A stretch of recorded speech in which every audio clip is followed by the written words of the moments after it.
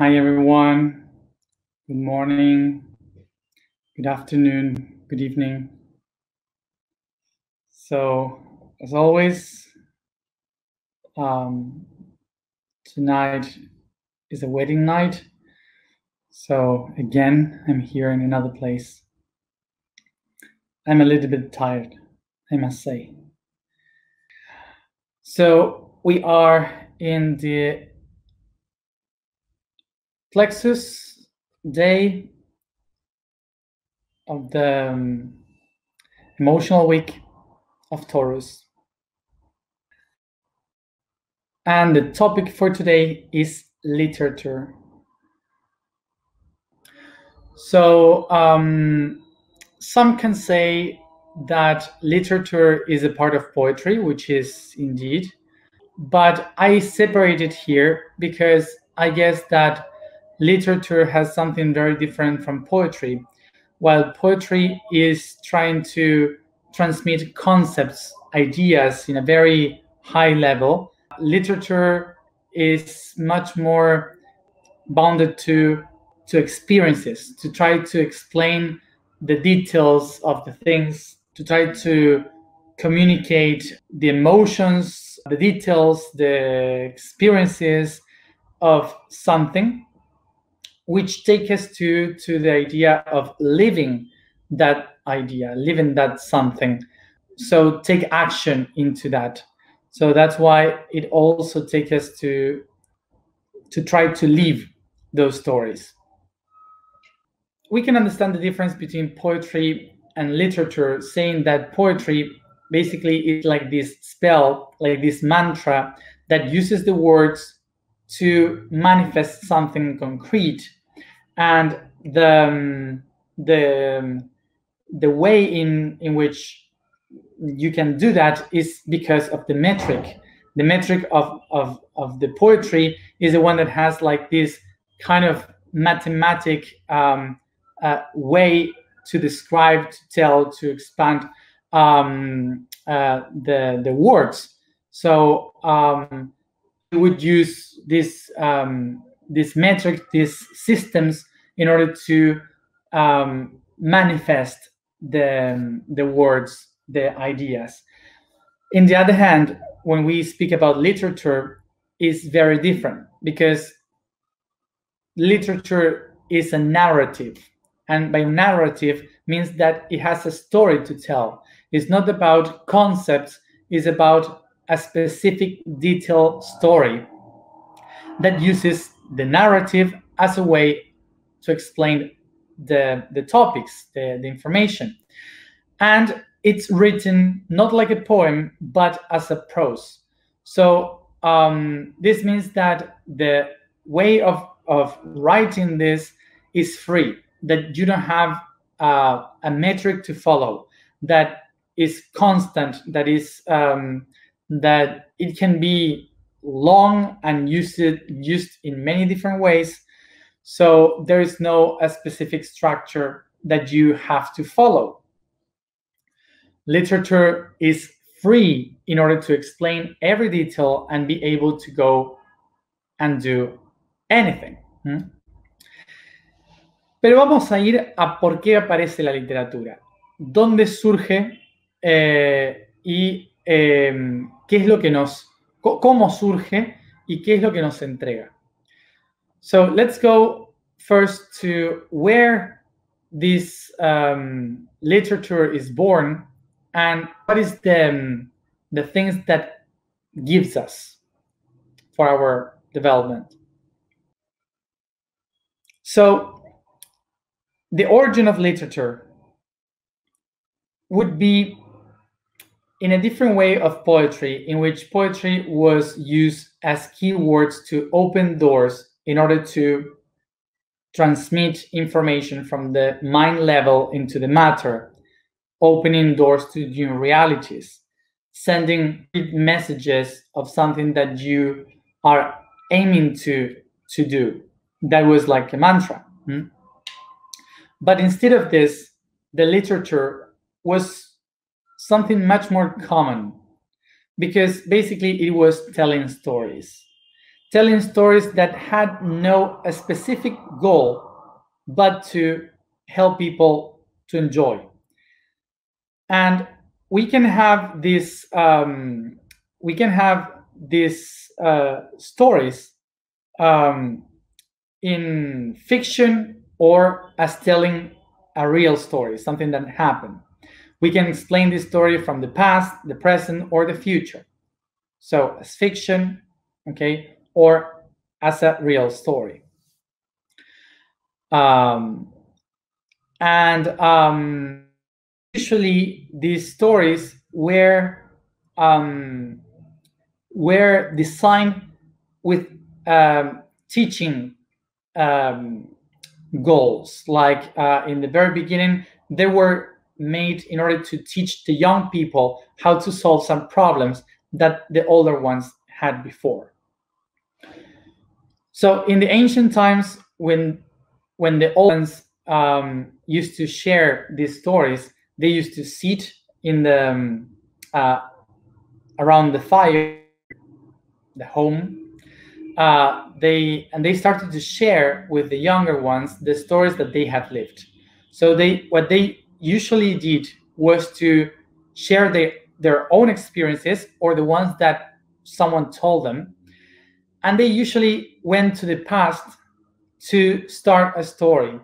Like once upon a time, in a long time ago, something happened, and the context was this, and this was happening, and the people were like that, and we were living like this. So it makes an introduction, a beginning of a story that sets you in the environment, the specific, the special environment, so the people that listen to the story can be part of it. And once they are part of it, they introduce the conflict. So, and once happened this. So through the conflict, the people start to feel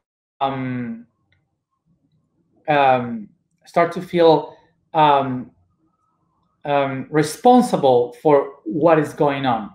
So by sharing the conflict, they introduce possibilities of conflicts that they will live in their own lives. So the people can start to ask. They start to ask what happened with this one, or why they did this, or why they didn't do it in other way. So they start to question, to ask, and the story starts to have many branches that they can go from one side to another. And all of that information can take you to the resolution of the conflict. So all those branches took you to solve the problem. And the story, when the story was ended, there was this moral of a tale that they used to say that was the process of teaching. It was the moment when everyone understood how to solve a problem and maybe to speak of different ways in which they would solve it in the future. This is a way of education. This was the way of sharing and transmitting information from one generation to another. The narrative, telling stories, was the concept, the tool that helps us to keep all of us together, that makes us share these links, these bonds of a culture, that we can share information and we can be all one. So this is why it's related with the solar plexus, because the solar plexus is, this is me, this is my story, and I share it with all of you so you can keep transmitting the message for teaching process. The narrative of these stories were very diverse according to the culture, but they usually started to have like kind of a order inside that is the trinity of literature. The trinity of literature is to having a beginning, a conflict, and an outcome. So these are the three parts of this story. And in between, we have different tools, like, for example, flashbacks that helps you understand things that happened before the beginning, flash forwards that helps you understand things that will come, and of course we have some things that we call the moral of the story. The moral of the story that will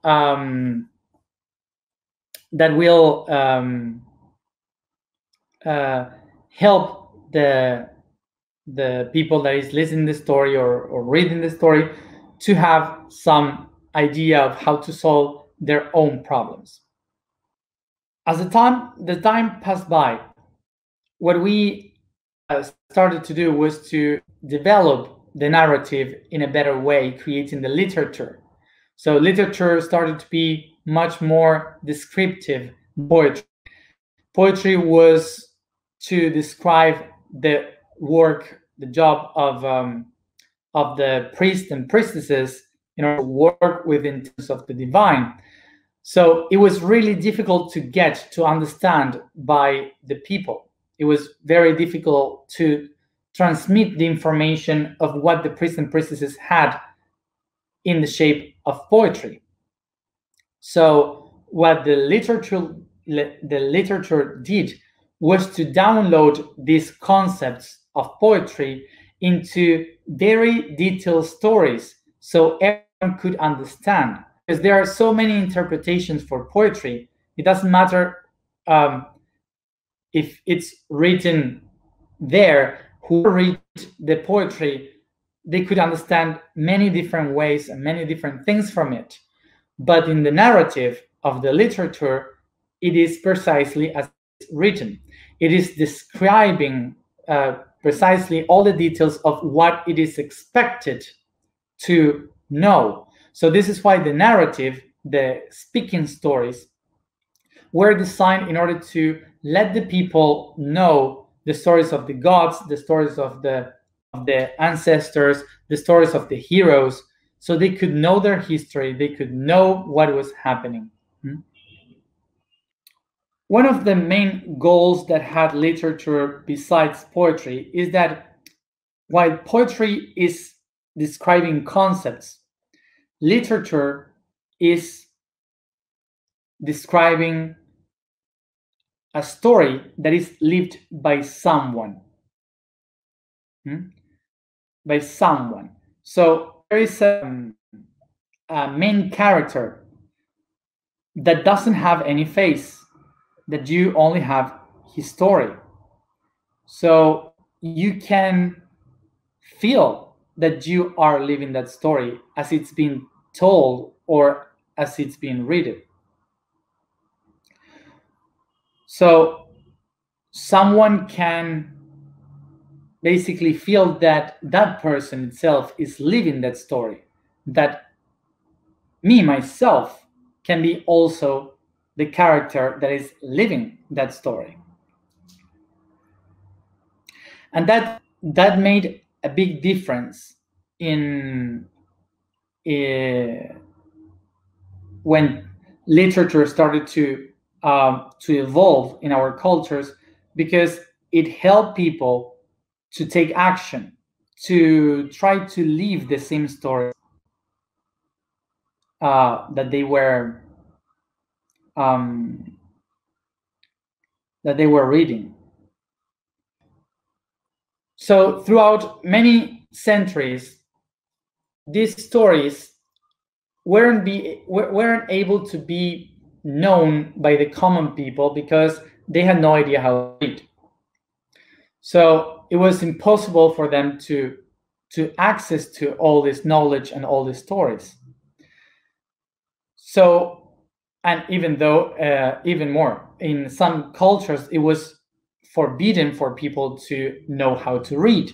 So lots of people, even a few centuries ago, most of the humanity was analphabet. So analphabetism was so huge in the population of humanity that we weren't able um, um, to get to all these stories. So in some cultures of Asia and Middle East, and mainly, of course, for us in Greece, there were some people dedicated to read these stories in public. They were sharing these stories and reading them so the people could know. So there were some places, specific places in public that people could go, sit, and listen this person telling the story.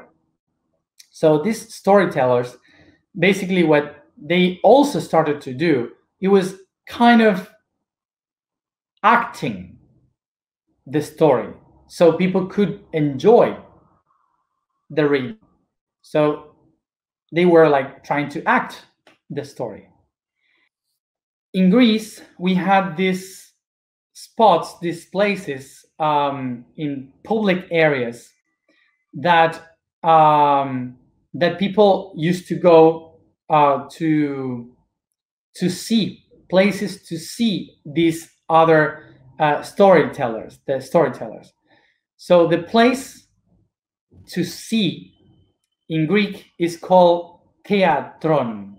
Theatron means a place to see.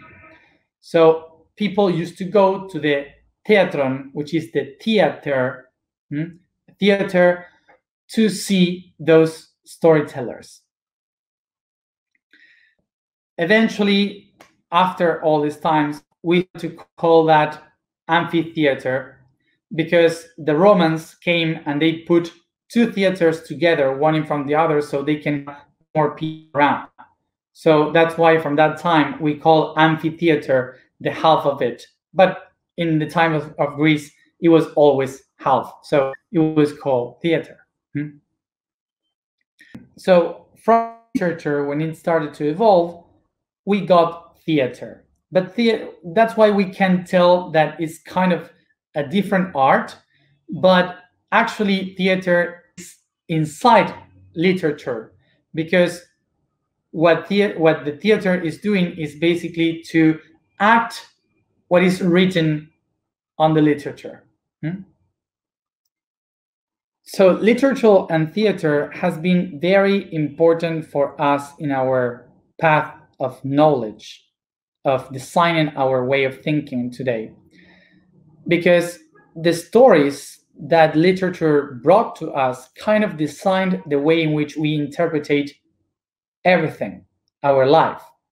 Since the very beginning that the structure of a story has been designed, we all have lived through these codes. Like, for example, if today we watch a movie from any hero, like from DC or from Marvel, what you will get, either if it is Batman or Spider-Man, you will have exactly the same structure in literature that the Greek people 2,000 years ago, more, 2 to 3,000 years ago, had designed for us to understand the path of the hero. The path of the hero was basically the main structure for every storytelling from the Greek time. And it was really important for all of us because all of us wanted to be like those heroes. So it worked perfectly because it matches our in our life. And this is why we started to accept these stories in our brain and normalize them inside till the time that we started to believe the character. I mean, to become your character and living those stories. This literature of the hero was the most common and much more widely expanded in the world, because these stories matches exactly our daily stories of our lives.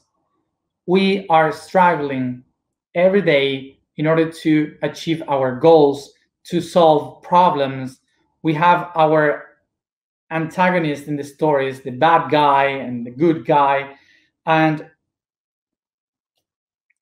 we are willing to solve the problem. So we know that we have a potential within that we don't know how to manage.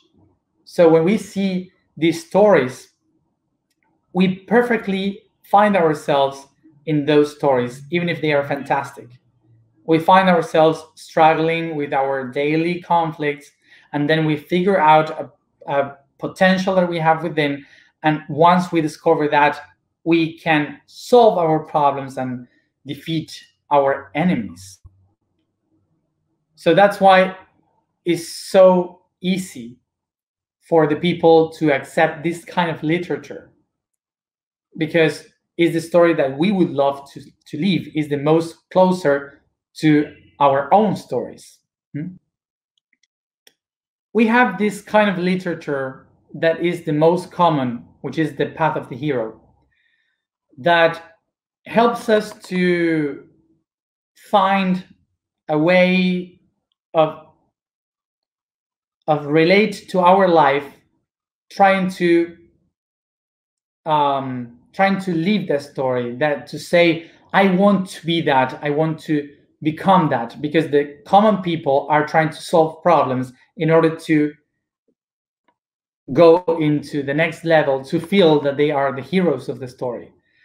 But commonly, the rest of the literature is descriptive, is the one that describes, is the one that tells a story, that it doesn't have a hero, can tell other much more deeper concepts that are not straightly related to our life, to our common life. So this is why most of the people doesn't reach this kind of literature, because it's not exactly what they expect to live. The common people look for a specific kind of stories that are easy to get and easy to manifest in their brain. That's why the wider literature is so difficult for the people to get or to be spread in the society. So now literature has gave us something really important, which is stereotypes of characters. The main character of a story in literature are a package of attributes, of personalities that design in which we expect to be. So throughout all the history, all the stereotypes that were created in the stories were picked by people in order to try to live their lives according to those characters. And this is why a lot of people are living a life that they expect to live, but not the life that they really are. So this is why the exercise to change this concept of being others and start to be ourselves is to start to write our own story, to start to write who we really are and become the main character of that story. To write our beginning, to write our conflict, to write the resolution, the outcome. This is to write literally. And some people used to say, I don't know how to start to write it. And I will say there's no right beginning, because there's no metric.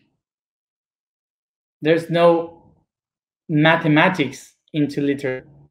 You can start writing just saying, today I went to buy the bread and it was 10 cents expensive.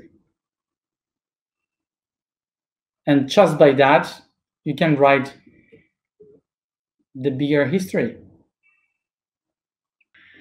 There's no line to write a story in literature. Someone can start by the end of the story,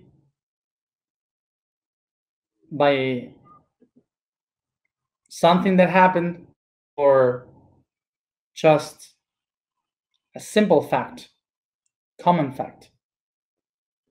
So the importance of writing our own story, the narrative of our own life, is in order to become aware of our own potential, of our own literature. And this means to be able to describe our future and to write our reality.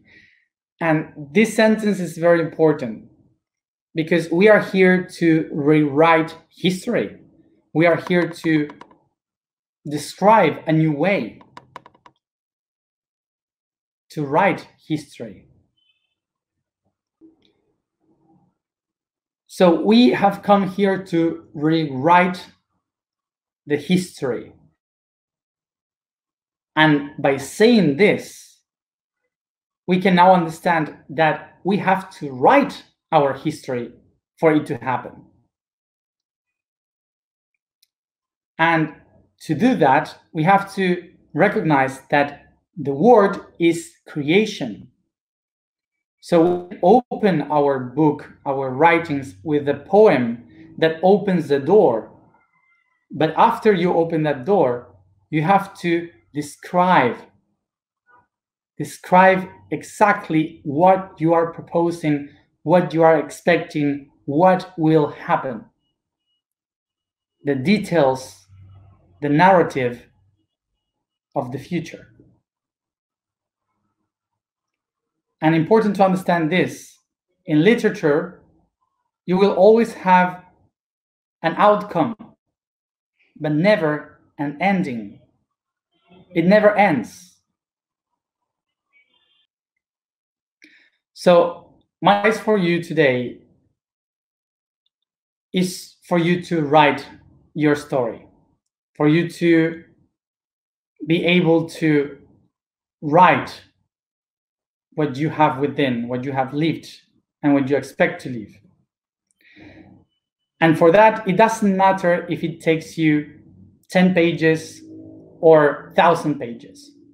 It doesn't matter if you write it in just one weekend or in 5 years. It doesn't matter if you now can only put one sentence and maybe other day in 1 hour you make 5 pages, and maybe then in order to end the paragraph you will need 1 year. It doesn't matter. My advice is for you to have one book in white where you can say there or put there, this is my literal story. And every time that you have an idea, you write it down. As I said before, there is no end on literature. So there is no goal on literature. So don't think on doing this for something. It's just telling a story without any goal. Eventually, someday, maybe for someone, that book can really change its life. And we wouldn't even know that. So it's just about telling a story. So I invite you to rediscover your inner potential of literature and to begin to rewrite the history. The vibration for today is Ria. Ria. The statement for today is, I am the guardian of the being. The code for today is human. Within the Animalia kingdom, in the vertebrate branch, and within the hominid branch, the animal species of the human develops. Its name comes from the Latin humus, that means humid earth or mud. For according to all traditions, the human was made out of clay and mud. The big difference of the human kingdom compared with its evolutive tree is the cognitive development, the auto-reference, the creation of languages, cultures, laws, religion, government, science, and technology. The human kingdom is the sample of highest development of thoughts of the earth. Sit comfortable, close your eyes, and concentrate in your breathings.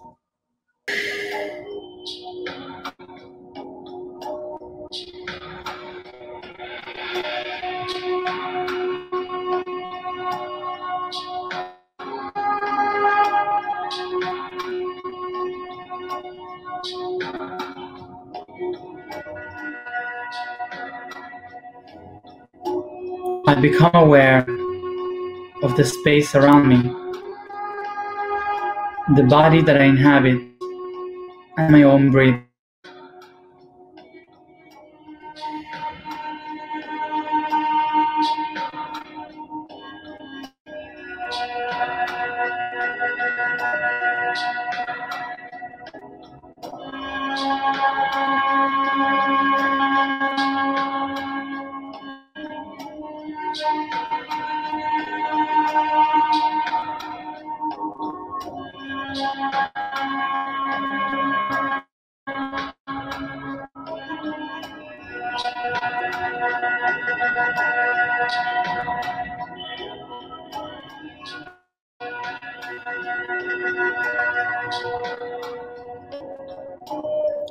I use my imagination to make every object disappear in this room. Observe how everything vanishes.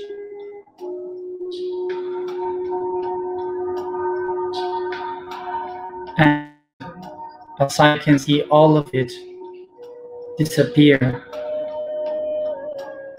I perceive also the walls, the roof, and the floor vanishing too, until only see void.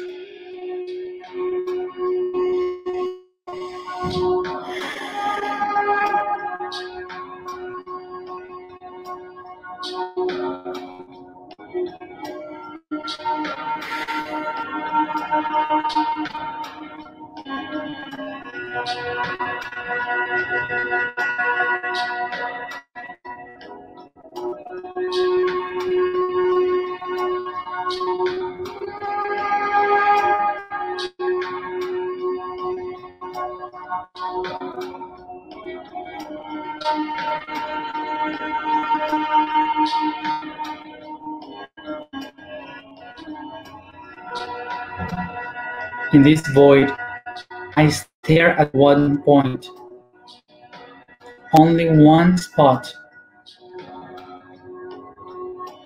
where I put all my attention, where I set all focus and my energy.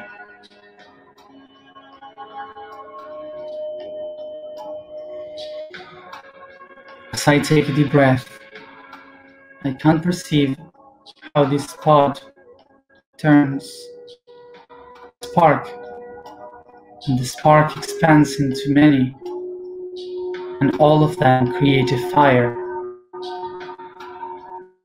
This fire starts to grow as I can receive its light shining bright and its heat on my skin.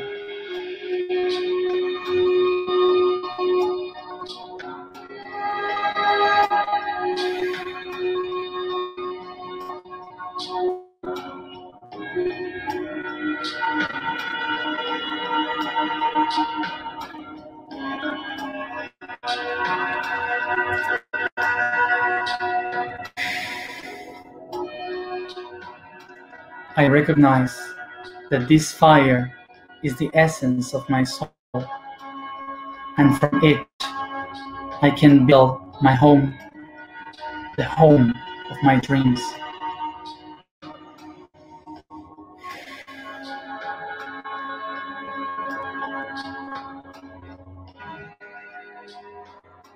With my hands, I take this fire and start to expand like dancing slowly and softly into all directions, spreading the fire and designing my home, its walls, rooms, roof.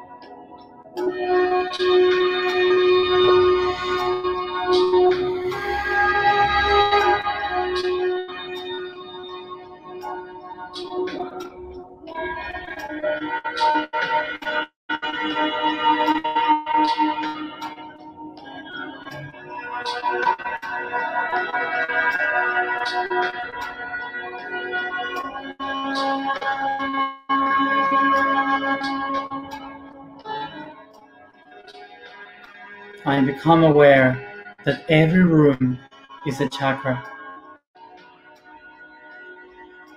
that the kitchen is the heart, the gardens are my projects,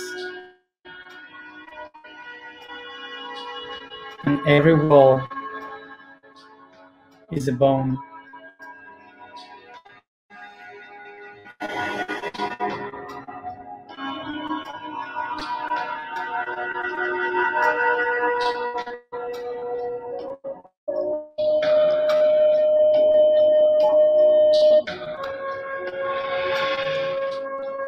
I take a deep breath and I walk to the library of the house where all the books are found.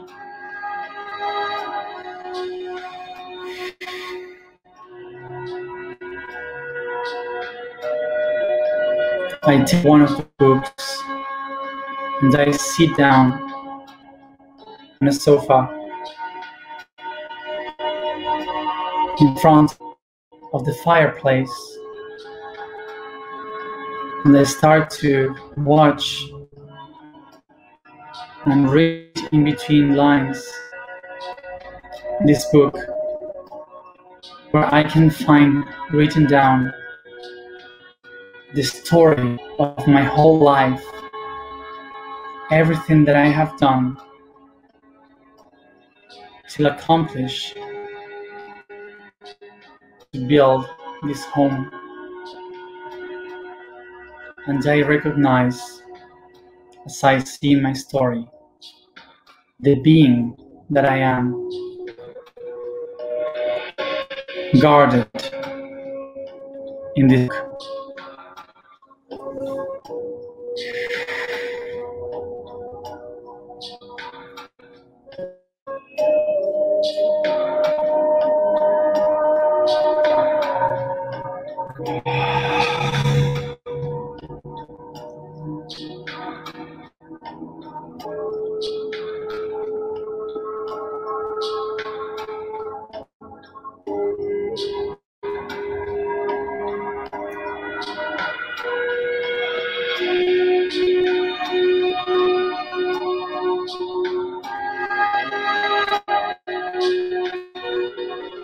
I am the guardian of this being,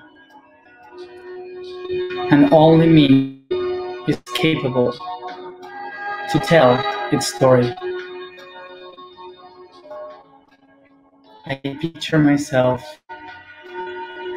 telling my story to all those who are willing to hear it around this fire.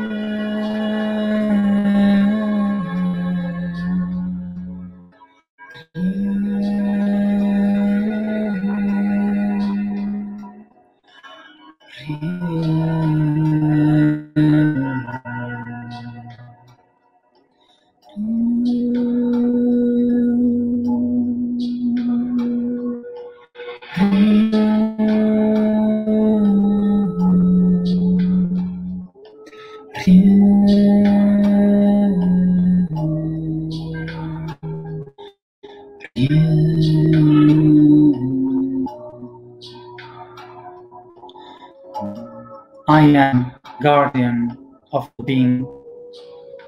I am guardian of the being. I am guardian of the being.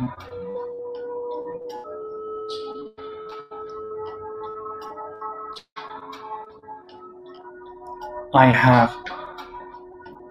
I have. I have.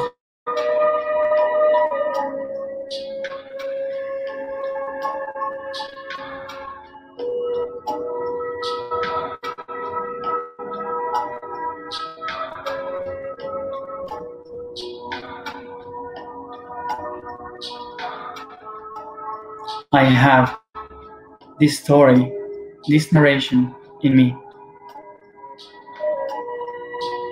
And so I begin. Once upon a time,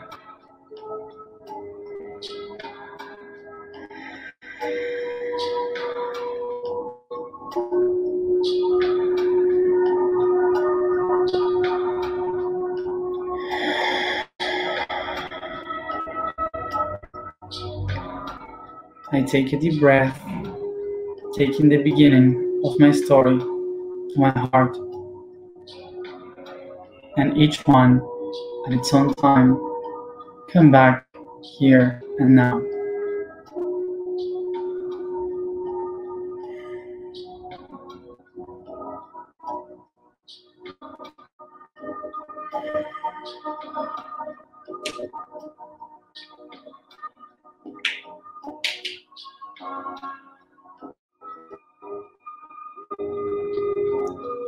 So those who are following the task in this month, pour all this energy into the water and then pour it in the plants that we have sowed.